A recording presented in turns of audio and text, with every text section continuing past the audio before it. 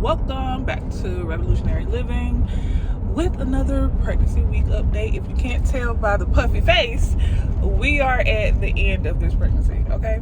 No, seriously, go back and look at week 28 and come back to this video. You'll be like, oh wow, she really did change. Yes, I did. So to kind of recap week, I had planned an outing to get out of the house, but aside from that, I spent a lot of time at home and just did a lot of physical prep in the house. So I'll kind of just chat about what that looked like and insert what footage I did get. When y'all see week 40 update, there's a baby, and if not, I don't know, I'll figure it out. Kicking off week 38, we actually went ahead and did our maternity photos. My lord is a professional videographer and photographer, so he actually took them himself, and we just enjoyed this special moment captured by him. In the spirit of doing all the things that I enjoy, I had to stop and have me a good brunch, followed by a chiropractic visit. This is all during week 38.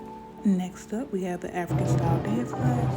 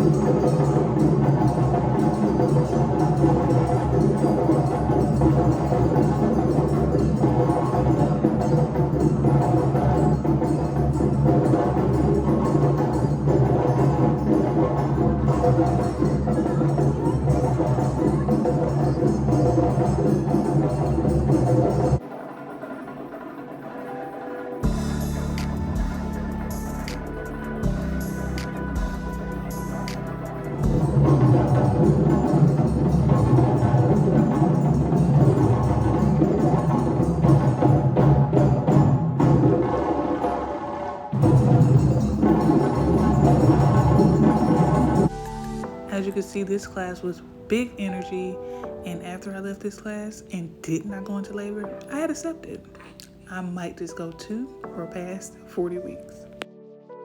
My lord and I also had a movie date and did some updates around the house, visitation from family, and a little insight on how just baby prep in general is going physically. These are my expectations for labor. Once I did the dance class on that Sunday, and I really didn't see much change in my body in terms of progression towards labor, I was like, okay, he's not coming early. He's likely to arrive on or after his due date. I accepted that. We'll see. But yeah, that was 38 weeks, and I was like, okay, so even when I have vigorous activity, I'm good. So a lot of people ask me like, oh, have your belly dropped? Have your baby dropped? Ask me about pressure, things of that nature, and like not anything of note. So no. Plenty of Braxton Hicks though. So they started around week 37, and then they increased in intensity and frequency at week 38. For the most part, Braxton Hicks, or like just the tightening of the muscles and uterus, it could be uncomfortable and it could be rather tight, but it's not usually painful. I did start getting some more cramp-like pains, but very far and few between, like one or maybe two consecutively, randomly in the day, and maybe after I've done something physical, but obviously don't progress.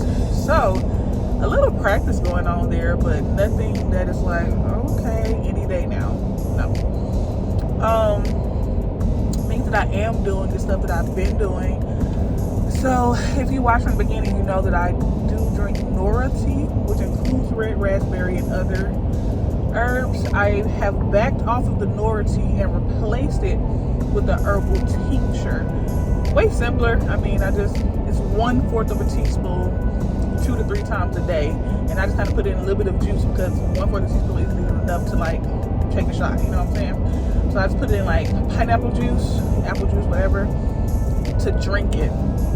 Don't taste bad, as long as you remember to take it. It can be easier for some than drinking the tea. The tincture I'm using, I've shown it on Instagram, it's called After Ease. Not After Ease, I do have that too, check it after. It's called Gentle Childbirth, something like that. Like I said, I've shown it on Instagram. So I'm taking the herbs, I'm walking. My goal has been this whole third trimester is about 3 miles per week, and then 3 workouts per week in addition to that. And workouts can be very gentle, very short, 10 minutes, 15 minutes.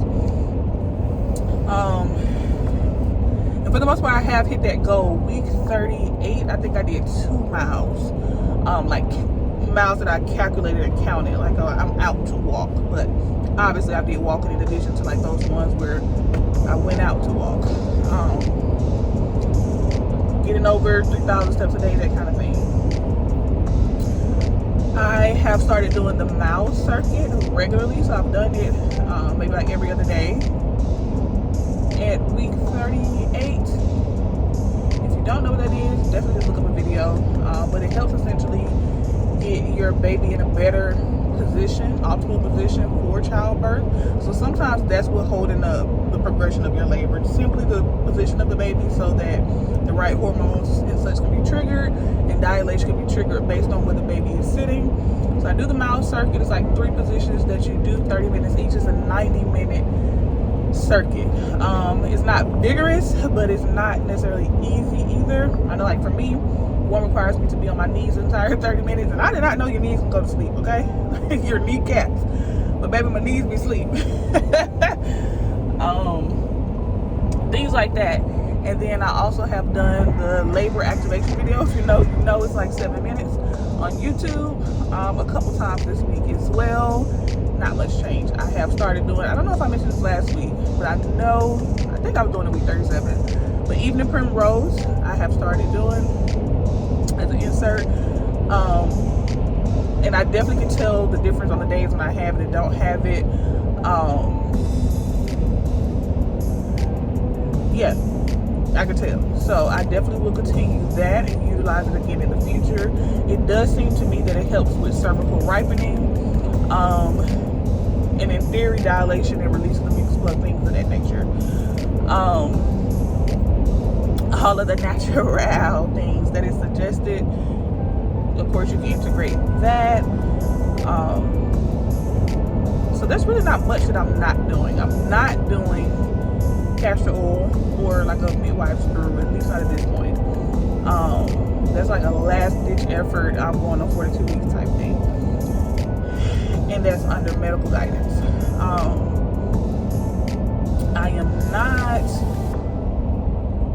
doing acupuncture or pressure at this point, although I do think they're effective. I just haven't integrated that. I didn't think I needed it. I am continuing chiropractic care, and what else am I doing to prep? That's about it. I mean, it's still plenty. It's not nothing.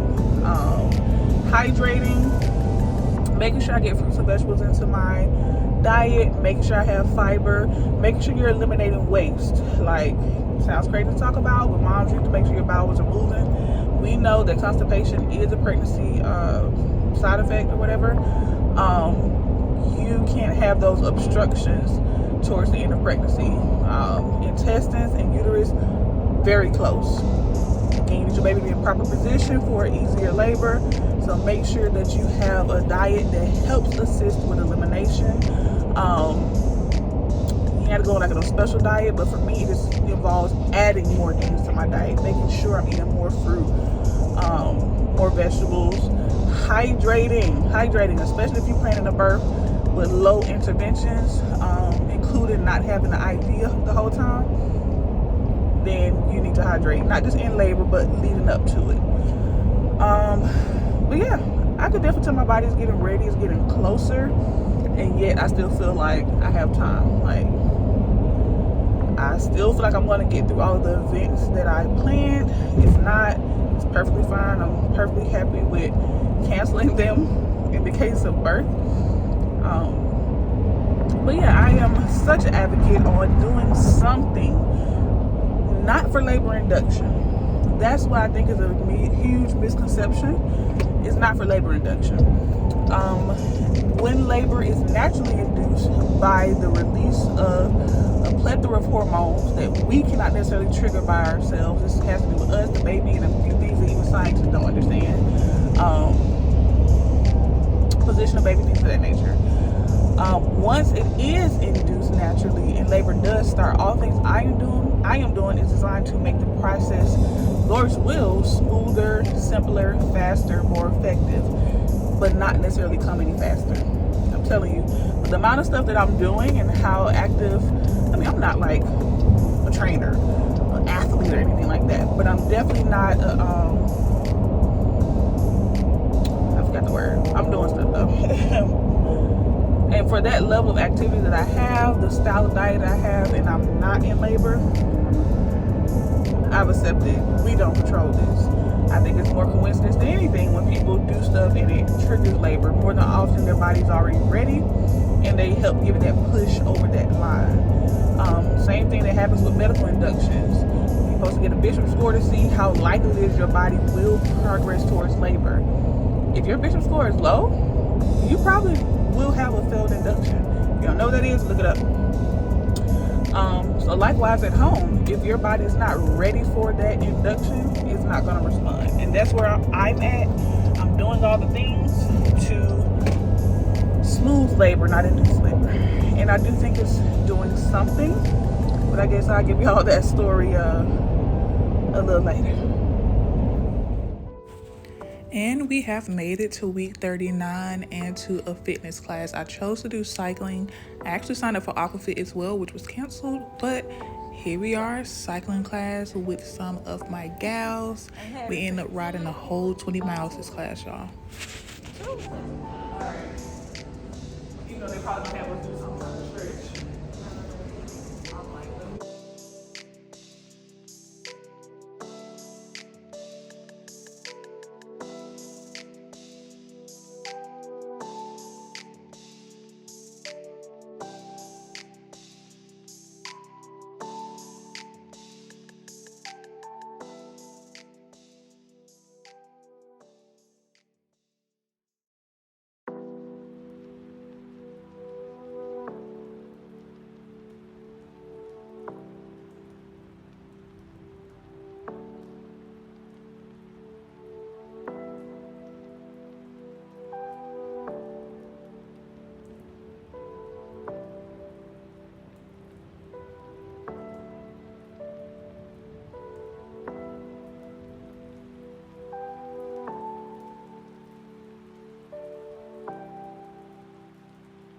And when I say we took this class all the way serious, we wrote it all the way through.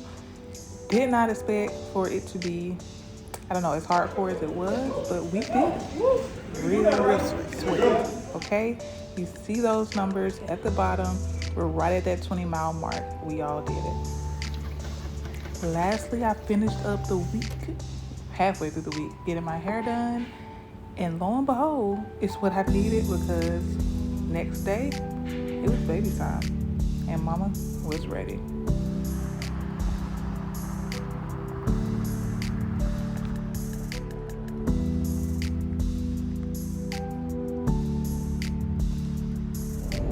all that being said, I hope you enjoyed the footage that I included. Thank you, as always, for joining in, tuning in, and again, hopefully y'all will be seeing me with the little baby soon.